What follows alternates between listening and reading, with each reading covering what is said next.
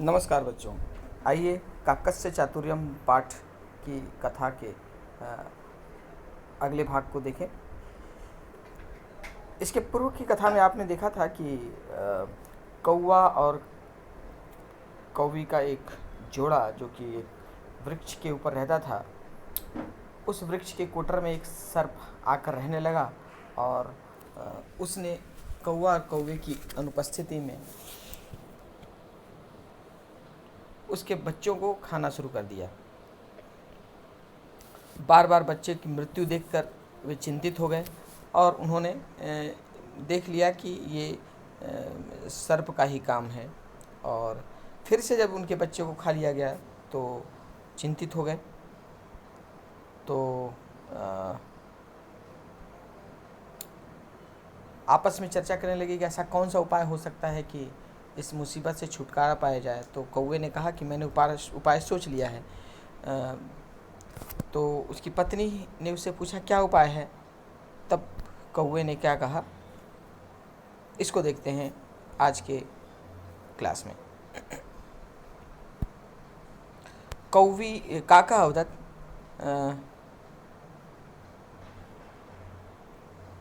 त्वं केवलम पश्य। काका अवदत् त्वं केवलम पश्य। इसके पहले वृक्षस्य उपरि स्थित काका होता, वृक्ष के ऊपर स्थित कौवे ने पूछा अहम उपायम अचिंत्यम।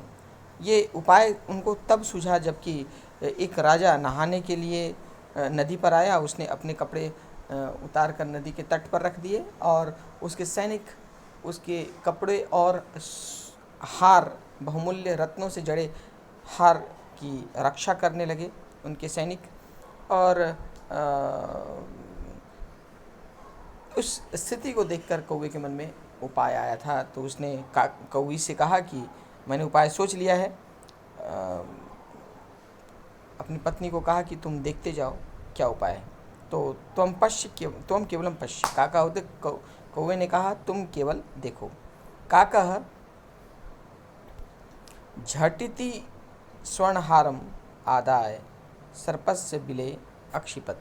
काका मैंने कौवा झटिति शीघ्र ही स्वर्णहारम आदाय सोने का हार लाकर सर्पस्य बिले सर्प के बिल में अक्षिपत छोड़ दिया। कौवा शीघ्रता से सोने का हार लाकर सर्प के बिल में छोड़ दिया। सैनिकाः सर्वम अपश्यन् नृपाय च अकथयन्। सैनिकाः सैनिक सर्वम अपश्यन् सब देखे, सैनिकों ने यह सब देखा। नृपाय च अकथयम् और राजा को बताया। यहाँ पर नृपाय में उपपद विभक्ति है। नृपाय किसी से कुछ कहा जाता है तो अर्थात कथ का जहाँ प्रयोग होता है वहाँ पर चतुर्थी विभक्ति हो जाती है। ठीक है। तो नृपाय अकथयन् राजा से कहा। सैनिक यह सब देखा, सैनिकों ने यह सब देखा और राजा से कहा, राजा को बताया। नृपः सर्पस्य बिलम खंतुम आदिशत। नृपः राजा ने सर्पस्य बिलम सर्प के बिल को खंतुम आदिशत खोदने का आदेश दिया। राजा ने सर्प के बिल को खोदने का आदेश दिया।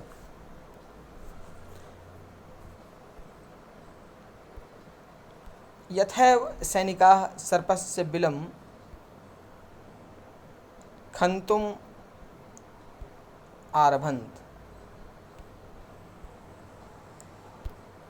यथैव माने जैसे ही, सैनिकाः सैनिकों ने, सर्पस्य बिलम सर्प के बिल को, खंतुम आरभन्त माने खोदना आरंभ किया। जैसे ही सैनिकों ने सर्प के बिल को खोदना आरंभ किया, तथैव सर्पः बिलात् बहिः अधावत्। वैसे ही सर्प बिल से बाहर भागा। बिल से बाहर भागा। वैसे ही सर्प बिल से बाहर भागा। सर्पम दृष्ट्वा सैनिकाः तम अमारयन् स्वर्णहारम च आनयन्। सर्पम दृष्ट्वा सांप को देखकर सैनिकाः सैनिकों ने, तम अमार्यन उसे मार डाला। सांप को देखकर सैनिकों ने उसे मार डाला। स्वर्णहारम च आनयन और सोने का हार ले आए। सर्पम मृतम दृष्ट्वा काक दंपति प्रसन्नो अभवताम।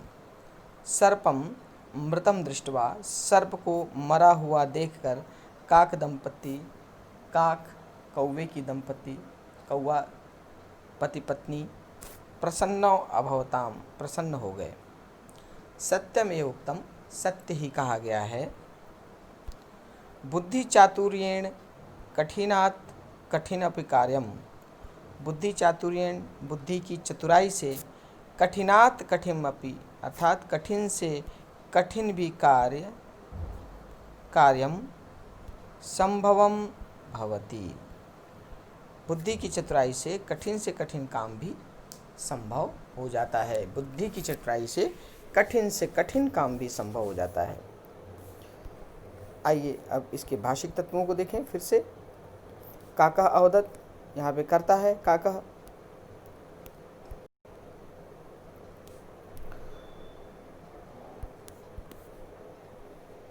उसके अनुसार अवदत का प्रयोग काका अवदत। त्वम केवलम पश्य तुम केवल देखो। त्वम पश्य, पश्य लोट लकार उत्तम पुरुष एक वचन। त्वम होने का मध्यम पुरुष है, सॉरी लोट लकार मध्यम पुरुष एक वचन। त्वम और पश्य पश्यतम पश्यत मध्यम पुरुष का एक वचन। त्वम केवलम पश्य तुम केवल देखो। काकः झटिति, झटिति का अर्थ होता है शीघ्रता से। कौवा शीघ्रता से स्वर्णहारम आदाय, कौवा शीघ्रता से सोने का हार लाकर। आदाय में ल्यप प्रत्यय है, आ उपसर्ग दा धातु ल्यप प्रत्यय, आदाय लाकर। सर्पस्य बिले अक्षिपस्त, सर्पस्य बिले सर्प के बिल में अक्षिपत माने गिरा दिया या छोड़ दिया। ये क्षिप धातु, क्षिप का अर्थ होता है फेंकना और उसका लंग लकार प्रथम पुरुष एक वचन, अक्षिपत फेंक दिया। स्वर्णहार लाकर सर्प के बिल में फेंक दिया। सैनिकाः सर्वम अपश्यन, सैनिकाः करता है बहुवचन में इसलिए अपश्यन आया। सैनिकों ने सब देखा। नृपाय च अकथयन, नृपाय में चतुर्थी का प्रयोग हुआ है कथ के कारण, कथ के कारण चतुर्थी का प्रयोग हुआ है। उपपद है यहाँ पे। नृपः सर्पस्य बिलम खंतुम आरभत आदिशत, सर्प नृपः राजा ने सर्पस्य बिलम सर्प के बिल को खंतुम आदिशत खोदने का आदेश दिया। खंतुम खन के साथ तुमुन प्रत्यय मिलकर बना है खंतुम। आदिशत माने आदेश दिया। राजा ने सर्प के बिल को खोदने का आदेश दिया। यथैव सैनिकाः सर्पस्य बिलम खंतु आरभंत, यथैव माने जैसे ही, ये शर्तवाचक शब्द है। यथा के साथ तथा का प्रयोग होता है। यहाँ पे यथैव माने जैसे ही लगा हुआ है। यथैव जैसे ही सैनिका सैनिकों ने सर्पस्य बिलम खंतुम, खंतुम खन के साथ तुमुन है, खंतुम आरभंत माने प्रारंभ किया। जैसे ही सैनिकों ने सर्प के बिल को खोदना आरंभ किया। तथैव, यथैव के साथ यहाँ पे तथैव लग गया है, माने वैसे ही। सर्प बिलात बही, सर्प बिल से बाहर अधावत दौड़ा भागा, सर्प बिल से बाहर भागा। यहाँ बही, बही के साथ पंचमी का प्रयोग होता है, इसलिए सर्प का पंचमी सर्पात हो गया। सर्पात बही, सर्प के बिल का पंचमी एक वचन, बिलात बही बिल के बाहर। सर्पम दृष्टवा, सर्प को देखकर, दृष्टवा दृष्ट धातु त्वा प्रत्यय। सर्पम दृष्टवा सर्प को देखकर। सैनिका सैनिक, तम अमार्यन उसे, सैनिकों ने उसे मार डाला। स्वर्णहारम च आनयम और सोने का हार ले आए। तो अमार्यन आनयन ये प्रथम पुरुष का बहुवचन है लंग लकार में। उसे मार डाला और सोने का हार ले आए। सर्पम मृतम दृष्टवा, यहाँ विशेष विशेषण संबंध है। सर्पम, सर्प, कैसा सर्प? मरा हुआ सर्प।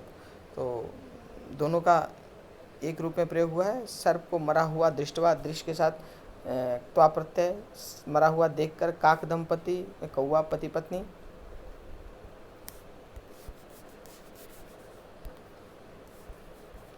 प्रसन्नौ अभवताम, प्रसन्न हो गए। यहाँ पे चूंकि कौवा और उसकी पत्नी के बारे में चर्चा हो रही है, इसलिए बहुवचन हो गया है। और अभवताम द्विवचन हो गया है। अभवताम द्विवचन है, लंग लकार का प्रथम पुरुष, इसीलिए कर्ता भी दंपति के लिए प्रसन्नो लगा है। तो दंपति प्रसन्नो, दंपति अपने आप में द्विवचन है। दंपति मतलब पति और पत्नी। तो पति पत्नी प्रसन्नो अभवताम, प्रसन्न हो गए। सत्यमेव उक्तम, सत्य ही कहा गया है। यदि बुद्धि चातुर्येण, बुद्धि की चतुराई से, कठिनात कठिनम अपि, कठिन से कठिन भी, कार्यम कार्य, संभवम भवति, संभव हो जाता है। तो इस प्रकार यह पाठ समाप्त हुआ। अंततो गत्वा कौवा और उसकी पत्नी को सर्प से छुटकारा मिल गया। और ये छुटकारा उनकी बुद्धि कुशलता के कारण हुआ। यदि कौवे ने इस प्रकार बुद्धि का प्रयोग न किया होता तो इसी प्रकार सर्प उसके सारे बच्चों को आगे भी खा जाता। और बड़ी ही चतुराई से कहते हैं कि सांप भी मर गया और लाठी भी नहीं टूटी, कोई नुकसान भी नहीं हुआ, और स्वयं राजा के सैनिकों ने उस सर्प को मार दिया। तो ये पाठ उपपद विभक्ति पर आधारित था। इसमें आइए कुछ विशेष उपपदों को एक बार देख लें, जिसका प्रयोग विभिन्न विभक्तियों में होता है। उपपद के विषय में विस्तृत चर्चा हो चुकी है। किसी विशेष संदर्भ में, किसी विशेष अर्थ में, विशेष धातु का, विशेष विभक्ति का जहाँ प्रयोग होता है उसे कहते हैं उपपद विभक्ति। तो उपपद विभक्ति का जहाँ प्रयोग होता है वहाँ पर वह कारक के नियम के अनुसार नहीं चलते, उनके लिए किसी विशेष विभक्तियों के संदर्भ में ही उसका प्रयोग होता है। सर्वप्रथम देखते हैं द्वितीया में निम्नलिखित क्रियाएं और अव्यय है जिनके साथ द्वितीय विभक्ति का प्रयोग होता है। रक्ष, गम, गम के साथ हमेशा द्वितीय विभक्ति आती है। सह विद्यालयम गच्छति, यहाँ पे गम होने के कारण विद्यालय के साथ विद्यालयम हुआ, विद्यालयम गच्छति। रक्ष, रक्ष के साथ भी द्वितीय का प्रयोग होता है। सैनिकाः देशम रक्षन्ति, सैनिकाः देशम रक्षन्ति, यहाँ रक्ष होने के कारण देश का द्वितीय देशम हुआ है। उसी प्रकार प्रच्छ, प्रच्छ के साथ भी द्वितीय विभक्ति आती है। बालक, अभी हमने देखा था कथ, कथ के साथ चतुर्थी का प्रयोग होता है, लेकिन प्रच्छ के साथ द्वितीय का प्रयोग होता है। बालक शिक्षक से प्रश्न पूछता है तो बालकः शिक्षकम प्रश्नम पृच्छति, बालकः शिक्षकम प्रश्नम पृच्छति। यहाँ पे से के लिए चतुर्थी नहीं लगेगा, यहाँ पे द्वितीय का ही प्रयोग होगा क्योंकि यहाँ प्रच्छ है। तो आरूह, आरूह के साथ द्वितीय प्रयोग होता है। जैसे वह वृक्ष पर चढ़ता है, सह वृक्षम आरोहति, यहाँ पे सह वृक्षे आरोहति नहीं होगा, वह वृक्ष पर के लिए सप्तमी नहीं लगेगा, बल्कि यहाँ पे द्वितीय का प्रयोग होगा क्योंकि ये आ के साथ, क्योंकि रूह है। विना, विना के साथ हमने देखा था, विना के साथ द्वितीय, तृतीय और पंचमी तीनों विभक्तियों का प्रयोग होता है। जैसे यहाँ पे हम पहले देखते हैं विना का प्रयोग। ज्ञान के बिना सुख नहीं, ज्ञानम विना सुखम नास्ति। उसी के बाद धिक, धिक के साथ द्वितीय का प्रयोग होता है। जहाँ धिक, धिक का अर्थ धिक्कार है, तो तुम पर धिक्कार है तो हो जाएगा धिक त्वाम, धिक त्वाम, त्वाम मतलब द्वितीय का एक वचन, त्वम युवाम यूयम, त्वाम युवाम युष्मान। धिक के साथ त्वाम का प्रयोग द्वितीय। प्रति, प्रति का अर्थ होता है की ओर, टूवर्ड्स, तो प्रति के साथ भी द्वितीय का प्रयोग होता है। सह विद्यालयम प्रति गच्छति, यह विद्यालय की ओर जाता है, तो विद्यालय के साथ द्वितीय आई क्योंकि प्रति है। तो विद्यालयम प्रति गच्छति। परितः, परितः के साथ द्वितीय विभक्ति आती है। विद्यालय के चारों ओर वृक्ष है तो विद्यालयम परितः वृक्षाः सन्ति। विद्यालयम परितः, परितः होने के कारण विद्यालय का द्वितीय विद्यालयम हो गया। विद्यालयम परितः वृक्षाः सन्ति। उभयतः, उभयतः अर्थात दोनों ओर, तो विद्यालय के दोनों ओर मार्ग हैं तो विद्यालयम उभयतः मार्गौ स्तः। विद्यालयम उभयतः मार्गौ स्तः, दोनों ओर रास्ता है विद्यालय के दोनों ओर। निक्षा, निक्षा का अर्थ होता है पास। विद्यालय के पास हॉस्पिटल है तो विद्यालयम निक्षा चिकित्सालयम अस्ति। विद्यालयम निक्षा चिकित्सालयः अस्ति। यहाँ पे निक्षा मतलब पास में। समया का भी वही अर्थ होता है, निक्षा समया दोनों का एक अर्थ है के पास। तो विद्यालयम समया चिकित्सालयः अस्ति, दोनों का अर्थ है के पास। अब देखते हैं तृतीय विभक्ति। तृतीय विभक्ति के साथ प्रयोग होने वाले ये अव्यय और क्रिया हैं। सह, सह के साथ तृतीय विभक्ति। अहम मित्रेण सह क्रीडामि, मैं मित्र के साथ खेलता हूँ। तो यहाँ मित्र के साथ तृतीय विभक्ति आई है क्योंकि सह लगा हुआ है, सह के कारण मित्र का मित्रेण हो गया। अलम, अलम किसी को काम को करने से मना जहाँ किया जाता है वहाँ अलम का प्रयोग होता है। तो अलम कोलाहलेन, अलम कोलाहलेन मतलब कोलाहल मत करो। अलम होने के कारण कोलाहल का कोलाहलेन हो गया। अंग विकार, किसी भी शरीर के किसी अंग का दोष हो, खराबी हो, विकलांगता हो, उसके लिए तृतीया का प्रयोग होता है। अंग विकार, जैसे वह दोनों आँखों से अंधा है तो सह नेत्राभ्याम अंधा अस्ति। यहाँ पे नेत्राभ्याम तृतीया का द्विवचन हो गया क्योंकि दो आँखें हैं। विना, विना के साथ तृतीया का भी प्रयोग होता है। धनेन विना सुखम नास्ति, धन के बिना सुख है। धनम बिना सुखम नास्ति, धन के बिना सुख है। द्वितीया तृतीया दोनों का प्रयोग। पंचमी में भी लगता है विना, तो धनात् विना सुखम नास्ति, ये भी हो सकता है। प्रयोजनम, जहाँ कोई कार्य करने को कोई फ़ायदा नहीं यह दिखाया हो जाए वहाँ प्रयोजन होता है। जैसे कि रोने से क्या फ़ायदा, रोने से क्या फ़ायदा, तो क्या किम रोदनेन, तो रुद्र का रोदनेन हो गया, किम रोदनेन मतलब रोने से क्या फ़ायदा। अब आते हैं चतुर्थी विभक्ति। चतुर्थी विभक्ति कथ के साथ चतुर्थी का प्रयोग होता है। सह, जैसा मैंने बताया प्रच्छ के साथ द्वितीया होती है, वध के साथ द्वितीया होती है, लेकिन कथ के साथ चतुर्थी होता है। तो वह कथा कह रहा है, सह वह बालकों को कथा कह रहा है, तो सह बालकेभ्यः कथाम कथयति। तो कथ के साथ चतुर्थी। बालकेभ्यः, दा किसी को कुछ दिया जाए वहाँ पे चतुर्थी विभक्ति आती है तो दा का यच्छ हो जाता है। वह मित्र को फल देता है। सह मित्राय फलम यच्छति, तो यहाँ यच्छ है इसीलिए मित्र का मित्राय हो गया। नमः, नमः के साथ चतुर्थी विभक्ति आती है। गणेशाय नमः, रुद्राय नमः, शिवाय नमः, तो यहाँ चतुर्थी विभक्ति होती है नमः के कारण। क्रुद्ध, क्रोध के साथ चतुर्थी का प्रयोग होता है तो वह मित्र पर क्रोधित होता है। सह मित्राय क्रुध्यति, वह मित्र पर क्रोधित होता है। रुच, रुच के साथ चतुर्थी विभक्ति आती है। रुच का प्रयोग आत्मनेपद में चलता है तो ते हो जाता है। तो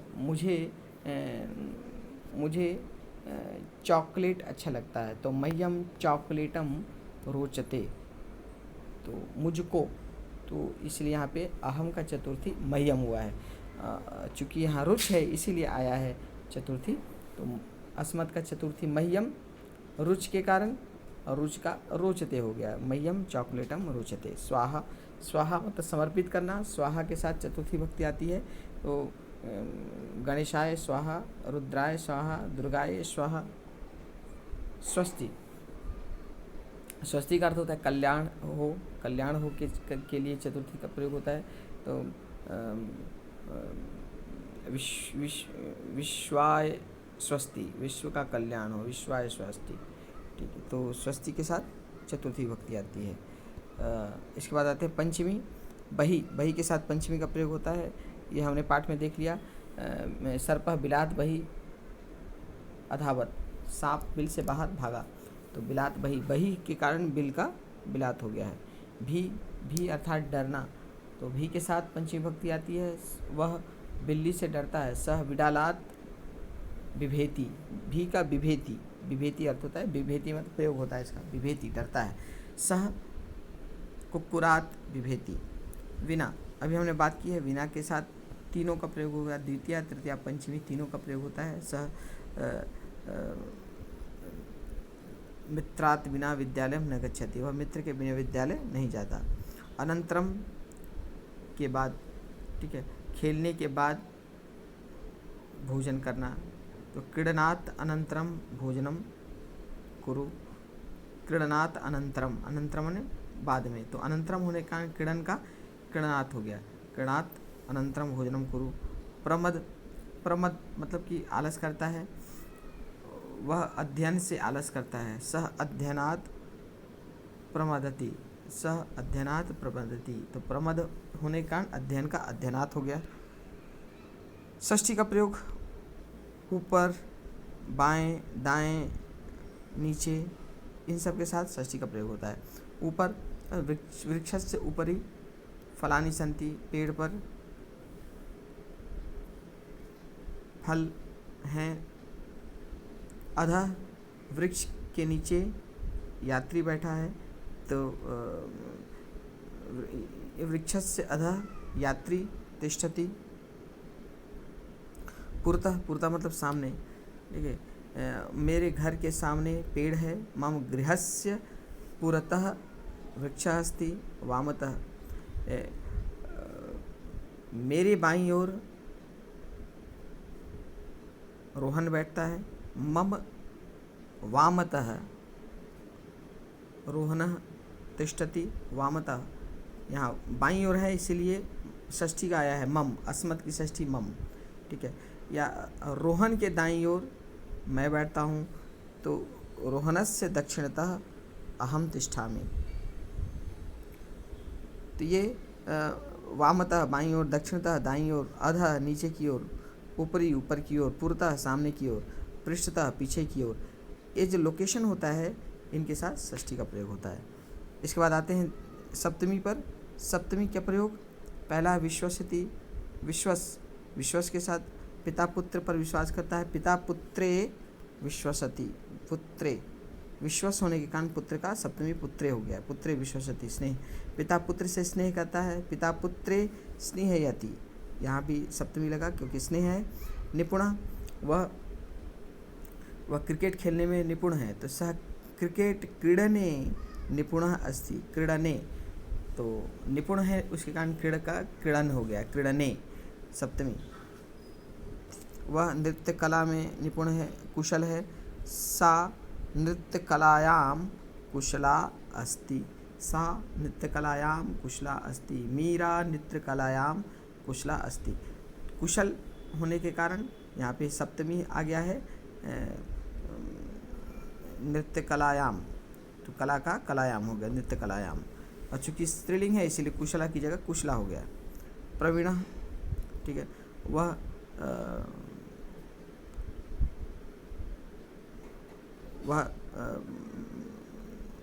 गाने में प्रवीण है। सह गायने प्रवीणः अस्ति, वह गाने में प्रवीण है। तो कुशल, निपुण, प्रवीण, दक्ष, इन सब का एक ही अर्थ है, तो सह गायने प्रवीणः अस्ति।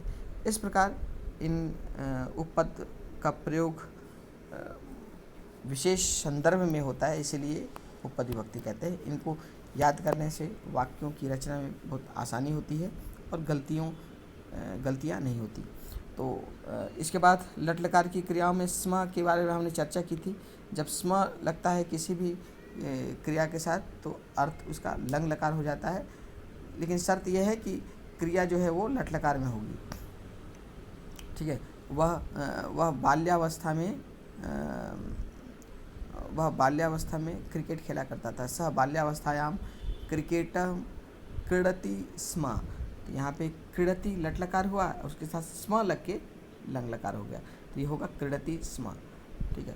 तो पढ़ता था, पढ़ती स्म पढ़ता था, खेलती स्म खेलता था। ठीक है, वे जाते थे, ते गच्छन्ति स्म। इस प्रकार स्म का प्रयोग करके लंग लकार का प्रयोग होता है। तो इस प्रकार मुझे पूर्ण विश्वास है कि आप लोगों को पाठ समझ में आ गया और इसमें प्रयोग किए गए उपपद विभक्ति से भी आप भली भांति परिचित हो गए हैं।